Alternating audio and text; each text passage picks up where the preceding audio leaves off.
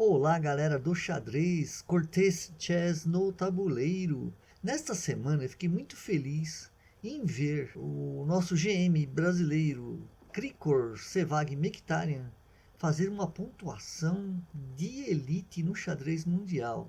Eu costumo acompanhar o torneio Title Tuesday, que acontece toda terça-feira, o torneio à tarde e o torneio à noite aqui no Brasil. E no torneio da noite, nosso GM Krikor ficou muito bem pontuado, acima de vários expoentes do xadrez mundial, né? E eu quero mostrar para vocês uma partida que chamou muita atenção, inclusive até do próprio Krikor, pela mobilidade das peças, pelas posições. Foi um jogo muito interessante, vocês vão gostar. E depois no final do vídeo eu vou mostrar a classificação do Krikor. Ele ficou na frente de nomes muito top do xadrez mundial, realmente. Se você não está inscrito no canal, se inscreva e compartilhe essa partida com seus amigos, que eles vão gostar também. Vamos lá para a partida. O Krikor joga de pretas, tá? Contra um adversário, um mestre nacional.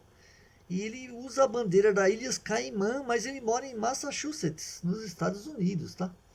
Ele é um mestre nacional e ele nasceu no ano de 2010. Esse é um rapazinho de 13 para 14 anos. O jogo começou com o jogador de brancas jogando D4, o Krikor cavalo F6, C4, G6. Em defesa índia, né? Aí vem cavalo C3, D5, cavalo F3. Bispo G7, fianquetando o bispo. E aqui é a defesa Grunfeld, especialidade do GM Krikor, né? Ele gosta de jogar Grunfeld. Já vi ele várias vezes jogando essa posição, né? E aí vem dama B3. O jogador de branca já sai com a dama aqui, né? Uma posição não tão comum, né, de se jogar, né? Essa dama assim, logo de cara, né?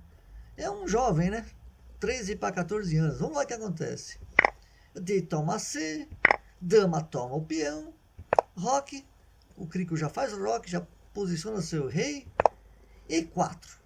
E o jovem já vem atacando, querendo avançar o peão para cutucar o cavalo.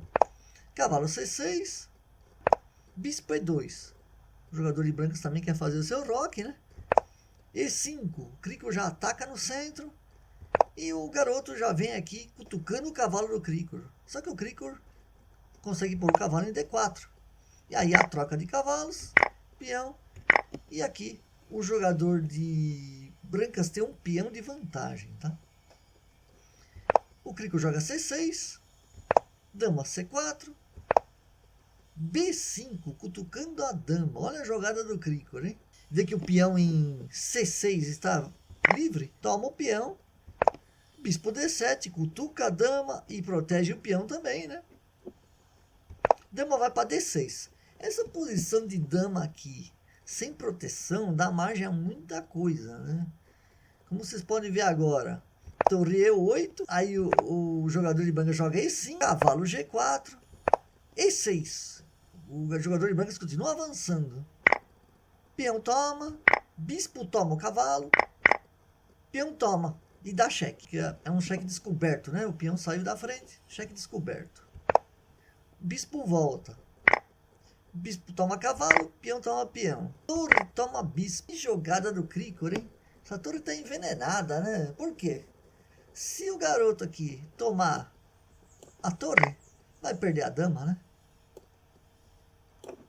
Um cheque de bispo e a dama cai, né? Então, o jogador de brancas não faz isso. Ele joga rei em F1.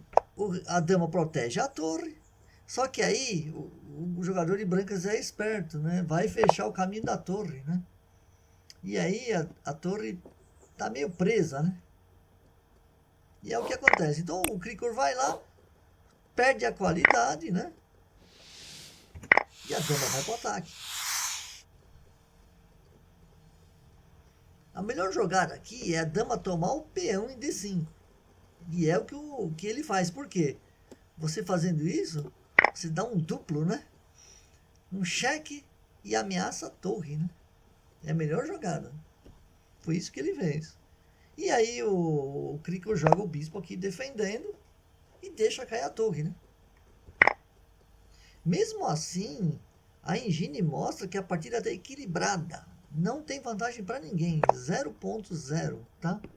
Então, mesmo com essa, assim, aparente desvantagem material, ó, as brancas têm 2 torres e uma dama contra dama e bispo, a partida está equilibrada. Interessante isso, né?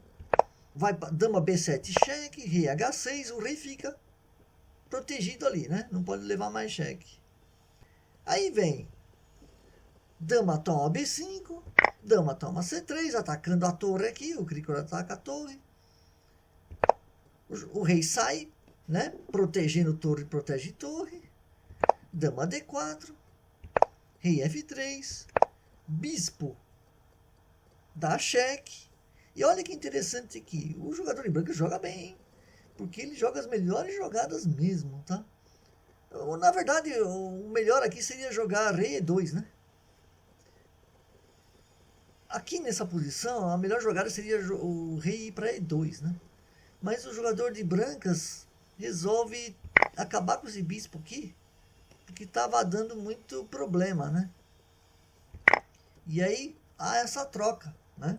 Então fica as pretas com o Krikor com uma dama e as brancas com 2 torres.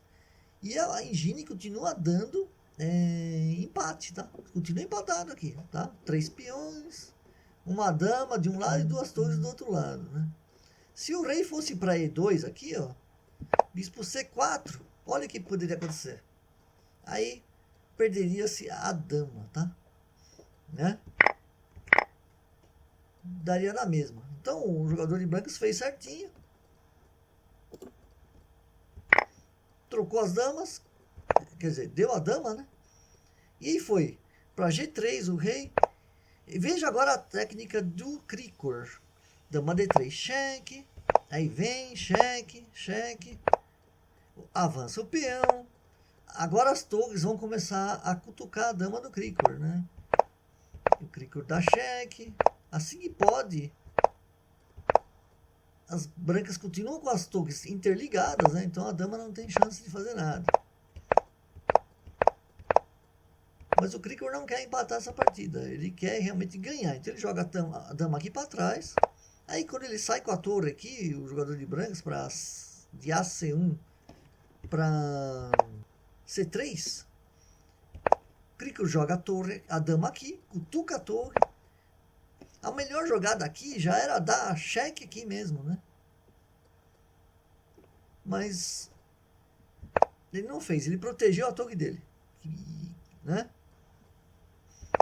Aí dama E7, H3, e aí fica essa jogada, uma dama contra 2 torres. Veja as manobras do Krikor. Acompanhe as manobras do Krikor aqui. Uma dama contra 2 torres. E fica, né? O rei começa a se aproximar. Ele quer fazer tipo uma fortaleza pro rei dele com as 2 torres, mas não consegue. O Krikor joga aqui, tal, cheque, cheque. As 2 torres estando alinhadas, o Krikor não consegue capturar nenhuma delas. Ele guarda a dama lá, o rei aqui. Não dá para dar uma cheque mais. Vem e acaba ganhando no tempo. Aqui, né? Aqui ele fez bobagem aqui, tirou a torre de lá, é que perdeu no tempo, né? E ganhou. Essa aqui foi a penúltima partida do Krikor, né? No torneio. E com essa vitória aqui, o Krikor ficou muito bem posicionado. Como eu falei para vocês, o Krikor ficou em 11º lugar, na frente de vários nomes de peso, Magnus Carlsen e Hikaru Nakamura, hein? O Krikor ficou com 8,5 pontos em 11, né, que é o máximo da competição. Essa posição do Krikor nesse campeonato deixou todo brasileiro bem orgulhoso, né? Afinal, ele está entre os tops do mundo, né, e jogando de igual para igual. Espero que vocês tenham gostado dessa partida. Se inscrevam no canal e acompanhem o xadrez nacional, né? É muito bom, muito gratificante isso. E até o próximo vídeo. Valeu!